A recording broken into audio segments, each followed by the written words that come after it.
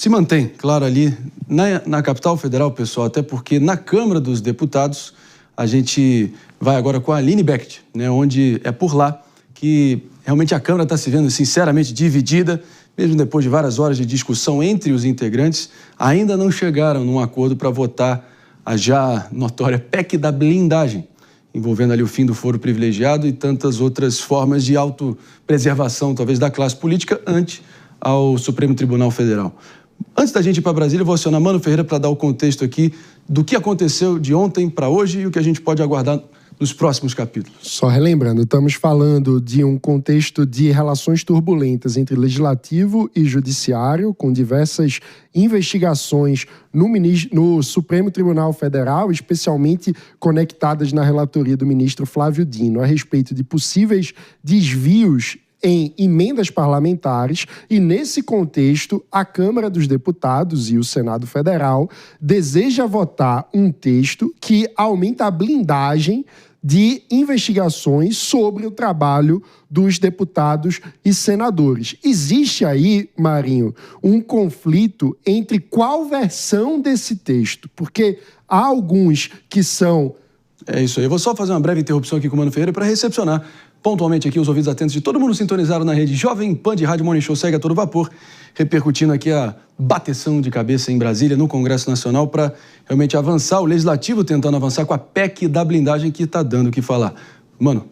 Marinho, existe um consenso um pouco maior sobre a necessidade de haver um respeito à prerrogativa dos parlamentares na forma como o Supremo Tribunal Federal muitas vezes atua na fiscalização de deputados e senadores. Por exemplo, há um sentimento crescente nas duas casas de que você não pode ter decisões monocráticas de um único ministro do Supremo Tribunal Federal interferindo em mandatos de pessoas que foram eleitas pelo voto popular. Isso é um aspecto. Um outro é que há outros deputados, e há uma versão desse texto, que quer impedir até mesmo a investigação sobre possíveis indícios de desvios e corrupção em emendas parlamentares, submetendo qualquer investigação policial sobre parlamentares à prévia autorização do plenário das casas, o que, na prática, ia inviabilizar o combate à corrupção. É isso aí. Vamos com a Aline Beckett em Brasília, trazendo mais detalhes e a expectativa do que a gente pode, enfim, tá aguardando nos próximos capítulos. Aline, a palavra é sua. Oi, André, bom dia a você, bom dia a todos no estúdio, a todos que nos acompanham. Exatamente, a Câmara dos Deputados optou por não votar ontem o projeto, a PEC, a mais conhecida aqui no Congresso Nacional como PEC da blindagem, que visa aí impedir algumas ações judiciais contra os parlamentares, ações como afastamentos, prisões cautelares ou até mesmo o uso de tornozeleira eletrônica sem a decisão do plenário do Supremo Tribunal Federal. Por conta ali da falta de consenso, os parlamentares não conseguiram, então, votar ontem, pautar para votar. Foram realizadas reuniões entre parlamentares, líderes, consenso entre os partidos, foi buscado, mas eles não conseguiram, nem os parlamentares da base com a oposição e nem os partidos de centro. Então, eles optaram por deixar essa discussão para a semana que vem. Mas existem ali certos rumores, principalmente em relação aos parlamentares da base do governo, porque existem temores à impunidade de parlamentares. A deputada federal Jandira Fegali, do PCdoB, por exemplo, criticou essa proposta, dizendo que essa prerrogativa ela não pode ser confundida como uma impunidade, que o Brasil teria muitas outras pautas para votar agora que são mais urgentes do que essa, como, por exemplo, a reforma do imposto de renda, que está para ser pautada no plenário. Falta somente isso e os parlamentares precisam chegar ali junto a Arthur Lira em um consenso sobre as regras, o que vai ser decidido de compensação. Então, só falta isso para a reforma da renda, e isso foi um ponto ali de crítica pelos parlamentares da base, porque eles dizem que existem outros projetos que deveriam estar sendo discutidos e ali buscado consenso em outros projetos do que esse da PEC da blindagem. Além do mais, não havia também uma garantia de um apoio suficiente, porque para essa PEC ser aprovada, ela precisa de 308 votos dos 513 deputados. E ontem, nenhum relatório reformulado estava pronto para que ele fosse pautado no plenário da casa. Então, ele não foi pautado. O líder do PT, Lindbergh Farias, comemorou um pouco esse ganho de tempo que o governo tem, porque ele diz que isso ajuda, então, esse tempo para a semana que vem a ajustar ali certos pontos desse texto e incluir também ali sugestões da base do governo federal. Eu vou destacar para vocês alguns pontos do projeto original dessa PEC. Ela buscava proibir prisões ou afastamentos cautelares de parlamentares por decisão unilateral da Justiça, e aí eles também se referem unicamente ao STF, impondo que tais medidas só pudessem ser tomadas após a deliberação do Pleno, ou seja, dos 11 ministros da Suprema Corte.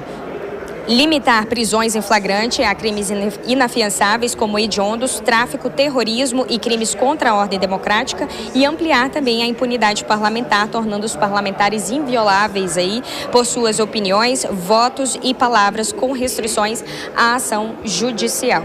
Então, para relembrar um pouco, essa PEC ela começou a tramitar em 2021. O debate foi levantado por Celso Sabino, do União Brasil do Estado do Pará. Hoje ele é ministro do Turismo do presidente Lula. Em 2023, essa PEC ganhou novamente notoriedade por conta da prisão de Daniel Silveira por decisão do Supremo Tribunal Federal. E agora a situação atual é essa. Os parlamentares, principalmente da oposição, buscam que ela retorne novamente ao Congresso Nacional e que eles possam acabar então de vez com esse assunto e decidir sobre a PEC da blindagem. Mas essa votação foi adiada, não existe um prazo definido para a semana que vem ou para os próximos dias. Possivelmente na semana que vem eles continuam esses acordos, mas essa proposta ainda é vista como muita polêmica aqui no Congresso Nacional, porque ela divide opiniões sobre a proteção parlamentar e a imunidade parlamentar. E aí, mais uma vez, a gente tem uma racha, porque aí a base e a oposição não conseguem se entender neste sentido, e aí é necessário um acordo, então, para que essa PEC vá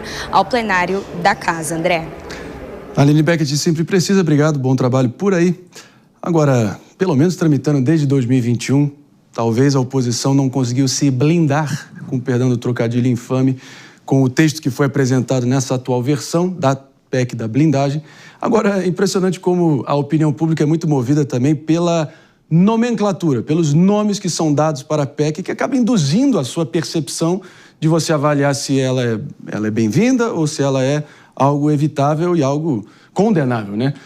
Se era a PEC do fim do foro privilegiado inicialmente ali nos idos de 2021, agora vários parlamentares da oposição estão se referindo a ela como PEC da libertação dos reféns. Por outro lado, PEC da blindagem. Com setores alinhados ao STF e o próprio governo Lula, cravaram e parece que estão com a dianteira em termos de como taxar, como rotular essa proposta que está em curso. E quem subestimar esse fator está equivocado, porque realmente isso, em termos de percepção pública, acaba sendo relevante, né, Aninha? André, eu acho que, para além dessa questão... Um breve comentário aqui e a gente segue adiante aqui. Muitos outros temas quentes urgentes. Não, é só... O que eu queria chamar a atenção é como, quando se trata de proteger e de interesses dos próprios parlamentares, eles se dedicam muito, estudam muito, conversam muito. Quando a gente tem temas tão mais urgentes para o país a serem resolvidos e que nem são pautados. Justo. Agora...